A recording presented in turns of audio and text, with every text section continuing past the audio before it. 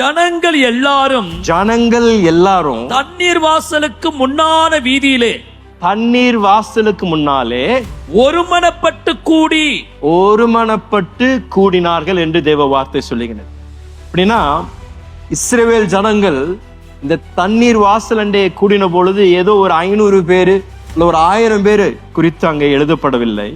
வேத பண்டிதர்கள் கருதுகின்றார்கள் 20,000 30,000 மேலாக இஸ்ரவேல் ஜனங்கள் அந்த இடத்தில் ஒன்றாக கூடினார்கள் என்று அவர்கள் நம்புகின்றார்.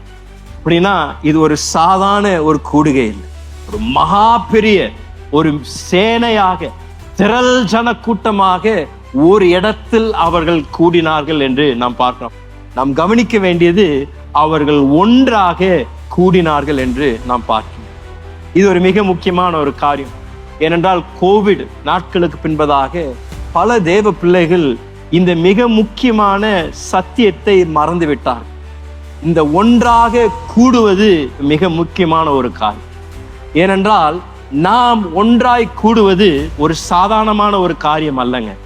நாம் ஒன்றாக கூடுவது ஏதோ ஒரு சமுதாய கூடுகை அல்ல, ஏதோ ஒரு பொழுதுபோக்குக்காக நாம் கூடுவதில்லை, ஏதோ ஒரு அரசியல் கூடுகை அல்ல.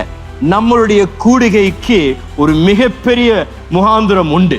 தேவ ஜனங்கள் ஒரு இடத்தில் ஒன்றாக கூடுவார்கள் என்றால் அந்த இடத்தில் தேவன் அங்கே பிரசன்னமாக இருப்பேன் என்று வாக்கு பண்ணியிருக்கின்றார். ஆகையால் நாம் ஒரு இடத்தில் ஒன்றாக கூடுவோம் என்றால் அது ஒரு தேசத்தை மாற்றக்கூடிய ஒரு இடமாய் மாறுகின்றது, பட்டணத்திற்கு ஆசீர்வாதத்தை கொண்டு வருகின்ற ஒரு இடமா இருக்கின்றது, ஜனங்களுடைய வாழ்க்கையில் அற்புதங்களை கொண்டு வருகின்ற ஒரு இடமா இருக்கின்றது.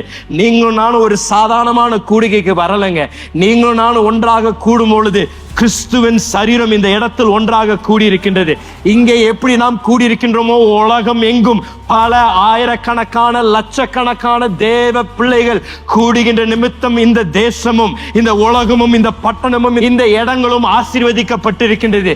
நீங்களும் நானும் கூடுறனால இந்திய தேசத்தின் மேல தேவன் அவர் இரக்கம் பாராட்டுவார். தேவன் நீங்களும் நானும் கூடியிருக்கிற நிமித்தம் உங்கள் குடும்பத்தையும் நம்முடைய தெருவில் வசித்திருக்கின்ற குடும்பங்களையும் தேவன் நிச்சயம் ஆசீர்வதிப்பார். நீங்களும் நானும் சாதாரணமாக கூடவில்லை, இது தேவ ஜன கூட்டம் ஒன்றாக கூடும் பொழுது ஒரு தேசத்தை மாற்றக்கூடிய இடமாய் மாறுகின்றது. பெத்தேல் என்பது தேவனுடைய வீடுங்க.